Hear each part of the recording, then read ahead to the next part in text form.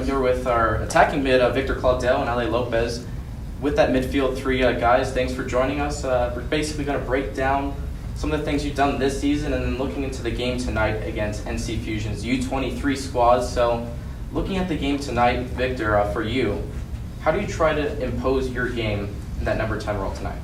Yeah, for Ale, definitely really good playing in that midfield, kind of in those back two, really being able to dictate possession, super important.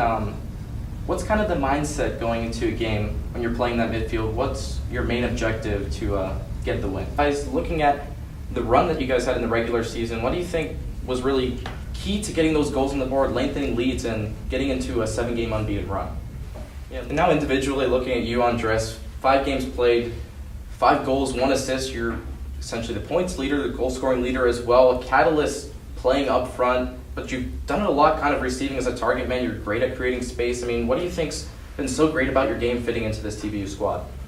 And lastly, just looking at some of the experiences that your guys on your squad really have. A lot of guys, look at Raheem Taylor Parks having some of that professional experience in the USL, and then other guys that obviously maybe come from overseas, Claudel playing with USF, and then a lot of the local guys as well. But one thing's in common is all of these guys coming here from collegiate programs. How important is really that experience given them into this semi-professional atmosphere?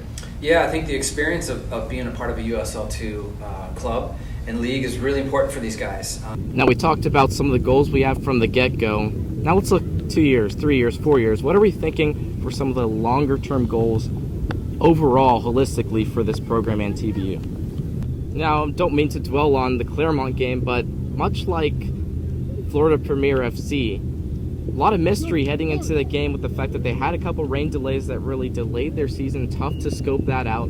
Florida Premier similar in that respect. So how do you approach that game as they haven't really been able to get the reps in? How do you scout out the talent in the opposition? How do you coach against that? No, it's a great question. Yeah, now looking at your team tactically, play pretty high line. It's great at suffocating play, half the field, winning back possession. But Claremont was able to capitalize over the top to take that quick 2-goal lead. What are some of the ways you're going to shore that up against Florida Premier? Yeah, I think it's a great way to analyze what you kind of just gave as far as feedback of what we're trying to bring to the table to this team is. Hello, everyone. I'm Jared Johnston, our play-by-play commentator for TBU's USL2 and WPSL sides. I'm here with head coach Brian Johnston of the USL2 squad, and we're here to preview our match against the Villages SC here on June 19th at Jesuit High School. And we're thinking about this. You're looking at the side that's coming in at the top of the table.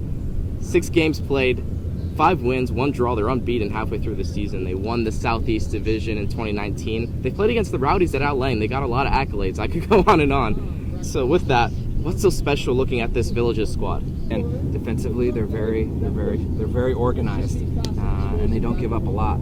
So they're going to be a team that's, again, it's going to be a very, very difficult game for us, but a game that we're going to be up for. You talked about that organized defense.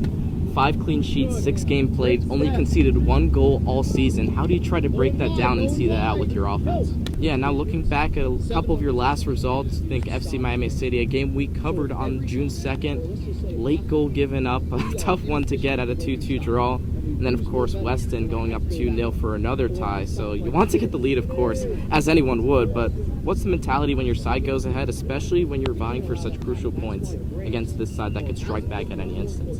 Yeah, there's the couple of games that you mentioned have been difficult games to swallow as they've finished. I think looking back at them, we're glad to have that insight before the game between TBU and Florida Premier FC. Check out our socials on the page. Just after this, we'll have all that linked with tbusc.com. All of our team information is linked there as well. Without further ado, let's get to game action with myself, Jared Johnston, and our color commentator, Reese Kaplan. Go ahead, hit your hurdle notes. All right, awesome. Thanks again. You guys are the best, man. Yeah. Honestly. Thank you so much.